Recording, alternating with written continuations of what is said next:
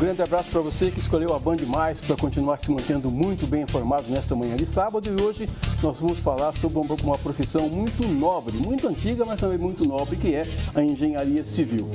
Para isso, nós convidamos a engenheira civil, mestra em educação, docente universitária, empreendedora e também fundadora da Interativa Educação e Engenharia, que é a Mariana Burato, que nós agradecemos a presença aqui nos nossos estúdios.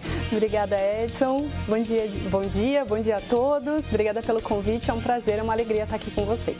E aqui comigo na condução do programa, a jornalista Ingrid Lopes. Bom dia, Didi. Bom dia, Edson. Bom dia, Mariana. Vou deixar então a Didi fazer as honras da casa. Vamos lá, Mariana, você fundou um portal que oferece cursos, né, de engenharia. Você percebeu que, apesar de ter muito engenheiro no mercado, faltava qualificação? Sim, eu percebi isso. E isso se deu, assim, na minha trajetória profissional mesmo, né, enquanto docente, enquanto acadêmica, aluna, e depois que eu virei professora. Eu percebi que, e se mescla muito a minha trajetória, né, entre engenharia e educação, porque eu sou mestre em educação também, e eu percebi que os alunos saíam com a sensação de não estarem prontos para o mercado, com a sensação de que está faltando alguma coisa, sabe? E aí eu fui descobrir isso, né? Fui lá para o mestrado, pesquisar tudo, e aí voltei com o portal, com a Interativa, que é um portal né? É uma escola para engenheiros, voltada principalmente para engenheiros civis, né? Para esse mercado que abarca aí a grande indústria da construção civil. Mas os cursos são presenciais ou online? A maioria dos cursos são online, porque a gente quer abarcar o máximo possível de engenheiros, porque o Brasil é muito grande, muito extenso. Então, a maioria dos cursos são online. A gente tem alguns cursos presenciais, mas o nosso foco é totalmente no online. Eu vi que, dentre os cursos que vocês oferecem, tem até um que é relacionado ao orçamento, né? E realmente, quando um profissional sai da faculdade, a universidade muitas vezes não prepara para ele poder colocar um preço no produto ou no serviço dele, né? Uhum. E vocês oferecem isso também, né? Sim, aí tem duas vertentes, né? Então, a gente tem a vertente de precificar o nosso serviço enquanto engenheiro e do orçamento de obras em si. O orçamento de obras por exemplo, eu costumo falar, eu trabalhei com custos desde do meu terceiro ano de graduação, né? Desde 2008, já trabalho com engenharia de custos, com orçamento de obras. É o carro-chefe da empresa, inclusive de engenharia. Mas o que acontece? As pessoas começam a construir sem saber quanto que ela vai gastar. Ela tem uma ideia, né? Ela tem um ideal ali, fala, eu pretendo gastar, às vezes ela tem disponível uma determinada verba, só que chega na hora, como que ela vai saber que aquela verba é adequada, que com aquela verba ela vai conseguir fazer tudo o que ela está querendo? Aí entra o serviço de orçamento de obras, que é você verificar o que está em projeto, quando tem projeto, porque às vezes não tem projeto. E aí, quando não tem projeto, a gente precisa também ter uma ferramenta para poder ter uma estrutura, né, um método, uma ferramenta para a gente entender o que vai ser feito naquela obra, o que vai ficar visível e o que vai ficar invisível. Porque esse é o papel do engenheiro, é olhar aquilo que ninguém vê. Porque o que a gente está vendo está óbvio, mas é aquilo que a gente não vê, né? Eu fiz uma parede, por exemplo. Na parede vou precisar de tijolo, vou precisar de cimento, né? Areia, que a gente vai fazer a argamassa ali, muito legal para fazer a argamassa de reboco, até revestimento com gesso, mas e antes? E a elétrica? E as caixinhas que eu preciso deixar? E a impermeabilização? E tudo isso a gente vê com o orçamento. Então, é uma ferramenta para o planejamento de obras, né? É uma grande ferramenta para o planejamento de obras e uma grande área de atuação para engenheiros civis. E que pouca gente sabe, né? Pouca gente acha que, não é fácil. Não é. Às vezes as pessoas nem sabem que existem. Mas é uma possibilidade, porque é um serviço que pode ser vendido, né? Principalmente pelos profissionais recém-formados e aqueles que estão em formação. Agora, Mariana, você falou de precificação, de qualidade, de certificação, etc. Agora, uma coisa é você precificar ou passar uma lista de materiais com qualidade que a pessoa deve comprar, por exemplo. E a outra coisa é ela ir onde vende o material, e eu não sei se ela vai comprar o material que você especificou ou não. E a gente já teve aí alguns incidentes ou acidentes terríveis no Brasil, porque o material utilizado, teve até filme já contando isso, não foi um material especificado. E aí você não tem controle nenhum sobre isso, não é? A gente tem, o que acontece, né? Os materiais que são vendidos, eles são certificados. Então, a gente tem a ABNT, né, que é a Associação Brasileira de Normas Técnicas, que por meio da NBR, das normas brasileiras, estabelece os critérios de qualidade, as características e tal dos materiais e de serviços também. Não só de engenharia civil, de construção, mas de tudo, até de mamadeira para criança, por exemplo. O que acontece é que às vezes o projetista especifica alguma coisa e ele fala assim, olha, o projeto também tem que ser realizado de acordo com a NBR, de acordo com a norma, né? E na maioria das construções aqui ele é realizado, porque tem preceitos ali que precisam ser seguidos. Só que chega no dia a dia, o que acontece? Às vezes aquele projetista não está na obra, ele não foi contratado para acompanhar a obra. E aí a gente parte para um outro processo que é a autoconstrução, o autogerenciamento. Então, um indivíduo que é leigo, na maioria das vezes, ou que acaba contratando, né, o operário diretamente, que tem ali o seu conhecimento na construção, ali, mas ele pode fazer de uma forma equivocada. Então, às vezes, ele usa o material correto, mas quando ele vai executar, ele executa errado, entendeu? Porque tem alguns materiais que precisam ser executados de uma determinada forma. Então, sei lá, vou usar um exemplo aqui, uma argamassa polimérica, que é um material que a gente usa para impermeabilização. Quando a gente passa, e por que a gente usa esse material? Para não dar problema de mofo nos rodapés, né? Como que a gente usa? A gente tem que passar esse material em 3 demãos. Só que são 3 demãos cruzadas, então primeiro a gente vai passar num sentido horizontal, depois a gente tem que passar no sentido vertical e depois no sentido horizontal de novo. O que acontece? A pessoa não sabe, ela não leu ali a caixa, ela vai lá e executa de uma determinada forma. Ou, às vezes, você citou de erros, né, que acontecem, às vezes é de erro executivo mesmo, está previsto uma coisa em projeto, você faz outra completamente diferente, e aí você tem colapso estrutural, tem aqueles grandes problemas que acontecem, que a gente já viu acontecer, né? Inclusive é um dos motivos pelo qual surgiu a NBR 16280. Vocês citaram do curso, que a gente tem o curso de laudo e plano de reforma também, né? Então, assim, os materiais que são vendidos, eles são certificados, eles têm o seu limite de certificação ali. São ok, só que você precisa também, em paralelo, de um profissional dentro da obra, verificando se comprou certo, legal, aplica certo. Que daí você garante a estabilidade e a segurança da edificação.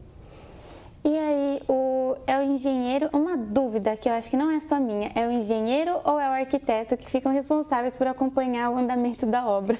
Olha, são diferenças assim fundamentais, né? São profissões que se complementam, tá? Elas são complementares, e assim, só que a formação de cada um, ela é diferente, eles atuam na mesma indústria da construção civil, só que a formação é totalmente diferente. Eu gosto da ideia do engenheiro acompanhar a obra, porque nós ficamos durante 5 anos da nossa graduação cuidando de cálculo, de estrutura, de processo construtivo e tal. E eu vou usar um exemplo, por exemplo, quando a gente entra nesse ambiente que nós estamos, está muito agradável. Então, está climatizado, está iluminado, né? O prédio aqui conta com ventilação. Ele foi um prédio projetado aqui para a gente se sentir bem. Então, tem ali a mesa, tem aqui todo o mobiliário, que a gente se sente confortável. A minha sensação é essa. Só que, em paralelo com isso, a gente também se sente seguro. Eu estou segura de estar aqui. Por quê? Porque o engenheiro calculou essa edificação. Então, essa estrutura, eu sei que ela vai me dar segurança e vai continuar estável se, sei lá, se chover lá fora, estiver chovendo, tiver uma geada, tiver um vento forte. Então, essa é a grande diferença. E quando a gente construiu quando esse prédio foi todo construído, muito provavelmente alguém planejou essa obra, quais eram os materiais, qual é a mão de obra. Mas você acha que quando eu vou num supermercado que tem estacionamento subterrâneo, eu fico preocupado com isso, mano? Não. Às vezes eu fico. Você fica? Não. Isso cai. Ai, que cai, né? Não sei quem foi quem fez. Não, mas ele está ali, porque o que acontece? Uma edificação, se ela apresenta, né, a forma de trabalhar das edificações, concreto armado, que é o maior processo construtivo que a gente tem no Brasil, né, ela tem um jeito de trabalho, então ela avisa se vai acontecer alguma coisa. E quando ela está lá há muito tempo, né, e está bem, você não vê nenhuma trinca, nenhuma fissura, nenhuma armadura exposta ali, né, nenhuma barra de aço exposta, na teoria você pode ficar tranquilo, assim. Estou falando assim porque eu fico muito tranquila, muito serena em relação a isso, porque se tivesse errado, a hora que você desforma, ele já ia colapsar, não ia aguentar. Então, a gente pode ficar tranquila. Você sabe que recentemente nós fizemos aqui o nosso departamento de jornalismo, que a Didi coordena também muito bem, nós fizemos aqui algumas matérias sobre a reforma do piso do viaduto Cury, falando sobre as juntas de dilatação. E até pouco tempo a gente nem ouvia falar isso em juntas de dilatação, agora a gente está ouvindo falar bastante. Mas na minha casa, por exemplo, a minha casa se movimenta também? Movimenta também. É mesmo? Sim, toda a estrutura se movimenta, mas é uma movimentação imperceptível, a gente não percebe. Quando que você vai perceber se tem alguma movimentação? Quando surgir alguma trinca. Quando surgir alguma trinca de 45 graus, por exemplo, principalmente em janelas, em esquadrias de janelas, portas, senão você não vai sentir. Porque quando a gente faz o cálculo estrutural, a gente já calcula sabendo que tem essas... A gente usa tensões, né, cargas e tal. Vou tentar evitar os termos técnicos aqui também para ficar, né, para que todo mundo possa compreender. Mas quando a gente faz esse cálculo, a gente mantém, né, então você tem o vento tem uma força naquela edificação, né, mas ela foi preparada para resistir, mas ela ainda sente. Né? E aí, como ela foi programada, foi calculada, projetada e executada para resistir àquele esforço, né, do vento, você não sente ela mexendo. Né? Mas ela se mexe um pouquinho ali, ou às vezes tem passa como é que fala? Um ônibus na frente da casa da gente, a gente sente, sabe, tremer? Opa, é essa movimentação que ela é natural, né? É natural de acontecer, mas é muito imperceptível, então a gente não sente. Então tá bom, nós vamos a um rápido intervalo, daqui a pouco a gente volta. Nós estamos conversando hoje com a engenheira civil Mariana Burato, dando umas dicas para você que vai construir, que vai informar, que não vai fazer nada disso, para você aprender um pouco sobre engenharia civil. A gente volta já já.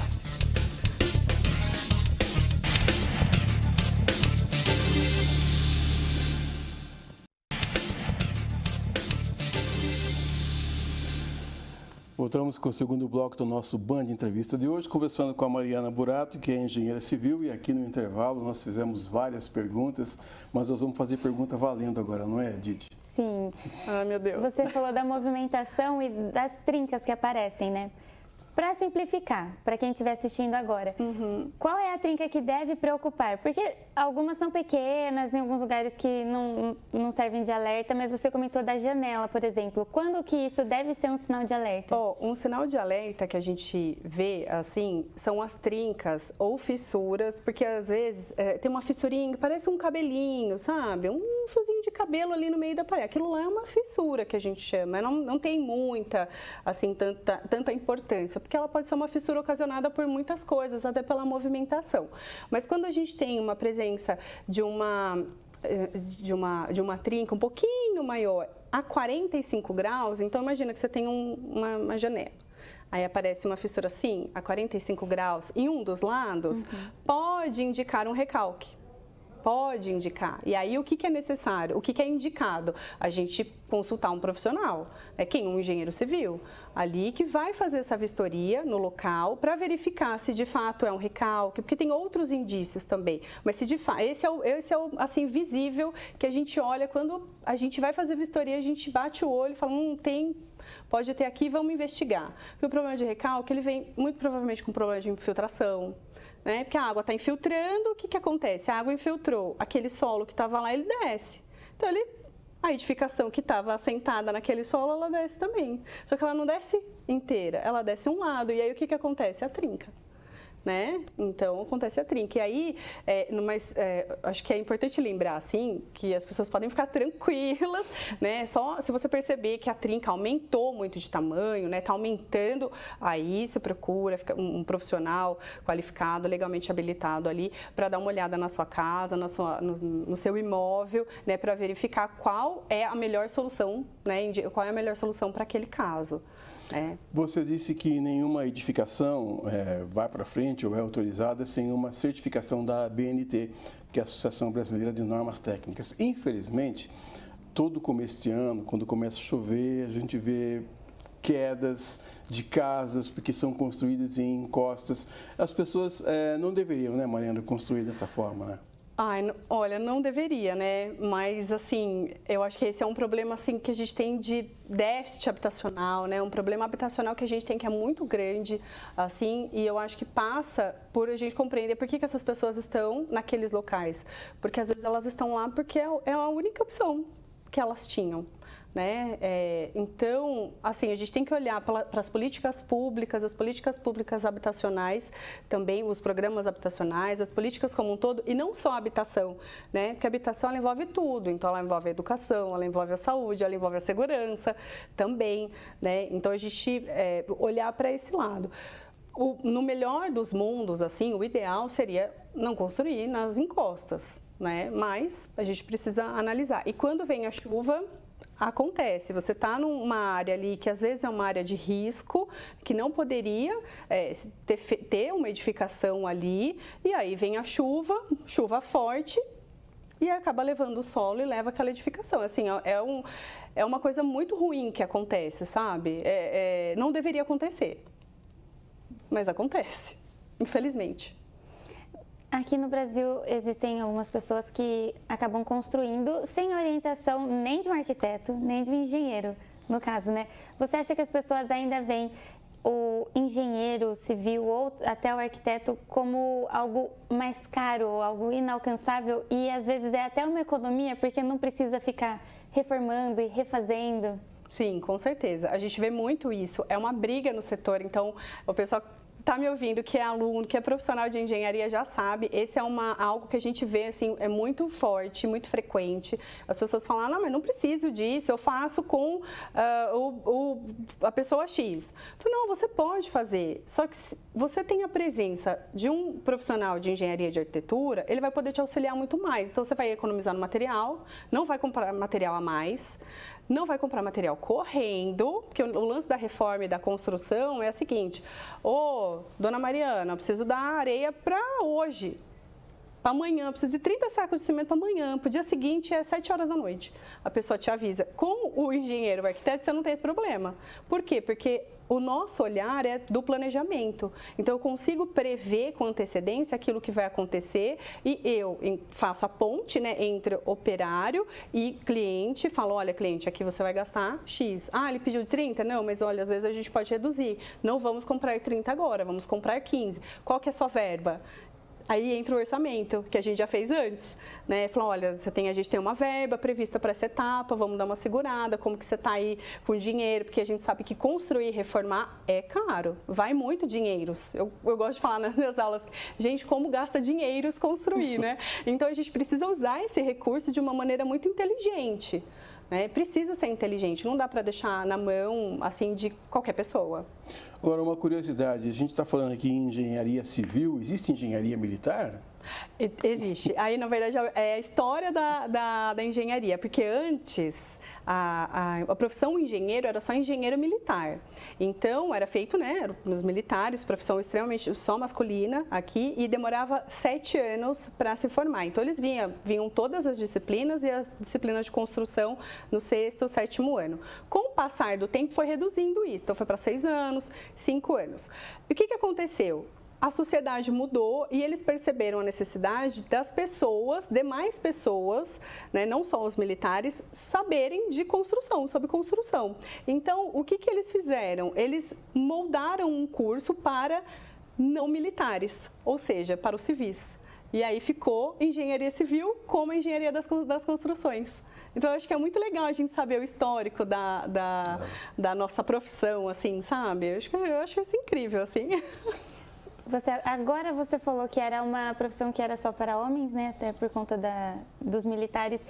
A gente vê cada vez mais mulher na engenharia, né? No geral, na civil está pegando esse mercado também? Sim, olha, quando eu me formei já era meio a meio as aulas, nos cursos agora como professora também eu vejo isso, em algumas turmas a gente consegue ver mais mulheres, mas ainda é desafiador para nós, assim, ainda tem muito preconceito ali dos próprios alunos, né? Então eu passei por preconceito quando eu era aluna, como docente. A gente passa por preconceito, porque às vezes o aluno olha a professora de engenharia, como assim? Mas aí agora, né, com o passar do tempo, a gente consegue lidar. Mas a mulherada está chegando e tem que chegar. Tem que chegar, porque obra, independente do sexo da pessoa, sabe? Obra, as construções precisam ser geridas, precisam ser projetadas e as mulheres têm que tomar esse espaço também, porque é nosso. Mariana, eu ainda não conheço as pirâmides do Egito, espero conhecer um dia as pirâmides do Egito, mas eu já conheci Machu Picchu, por exemplo, no Peru. O que eu queria perguntar para você, se essas obras de engenharia são obras do acaso, ou teve algum engenheiro que desenhou ali, ou foram os extraterrestres que vieram com aqui? certeza, os engenheiros extraterrestres. Não, são obras maravilhosas. Eu conheço Machu Picchu também, é incrível aquele lugar. As pirâmides não conheço ainda, né? Ainda não conhecemos, ainda não. Mas eu acredito, eram engenheiros na época, já haviam, né? Engenheiros, talvez não da forma, porque era mais amplo, então abarcava uma formação, entre aspas, não tinha formação formal como nós conhecemos, mas tinha muita física, muita matemática embutida ali, então já tinha os engenheiros da época já, com certeza. Eu acho que não foi por acaso. Com certeza não dá. É muito bonito para ser por acaso, gente. E muito grande também. Você visita uma cidade perto de Cusco, como Sacsayhuamán, por exemplo, que tem umas pedras do tamanho desse estúdio aqui, sobrepostas, sem argamassa. É difícil achar que a natureza fez isso sozinha, Sim, né? Nossa, muito difícil. Então, assim, eu acredito que teve ali, agora, até hoje, a gente não consegue estimar, tipo, como fizeram. Não dá para prever, ter uma ideia, mas não dá para saber com certeza, né? E apesar de não saber como foi feito, a engenharia está evoluindo, né? Nós fizemos um VT também recentemente sobre 3 meninas de uma escola técnica aqui da região que desenvolveram uma forma do concreto se regenerar em caso de rachadura, como a bactéria. Super legal, muito interessante. E como que está a evolução para o mercado da engenharia civil? Ainda é muito desafiador? Qual que é a previsão assim, para um futuro mais próximo? Olha, o que eu vejo assim é o uso de novos materiais, então essas pesquisas com concreto autogenerativo, né, que se autogenera, né, o concreto, não somente esse, mas outros materiais também, construção a seco, o uso de softwares que auxiliam no trabalho do profissional. Ferramentas, por exemplo, impressão 3D, impressão de construção 3D, né, que a gente usa polímero como base, essas construções a seco, né, que a gente chama de sistema construtivo otimizado, racionalizado, que não levam concreto armado, que não é de concreto armado na obra, mas é uma mudança grande. Então a gente tem em paralelo os materiais, tem tecnologia, está sendo desenvolvida, está sendo pesquisada e a gente espera que o mercado consiga absorver toda essa tecnologia também. Mariana, é verdade que as construções modernas, muitas delas agora, as pessoas em vez de pedirem uma garagem, pedem um home office? É verdade, é verdade. A construção é muito interessante como a sociedade acaba mudando o modo de viver, né? Então, antigamente a gente era enorme as casas, né? Os espaços amplos, hoje em dia não tem garagem, tem home office, por que as pessoas vão precisar de um carro?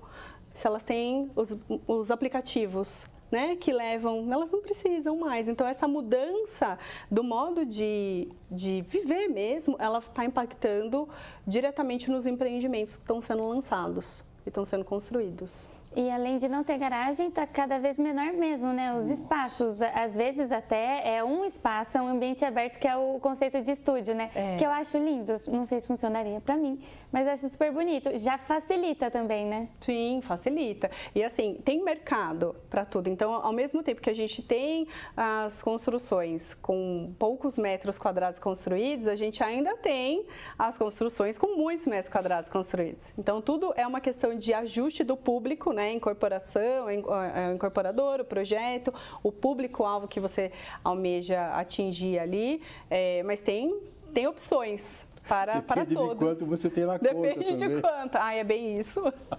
Olha, nós queremos agradecer demais a presença da Mariana Burato aqui no nosso Band Entrevista.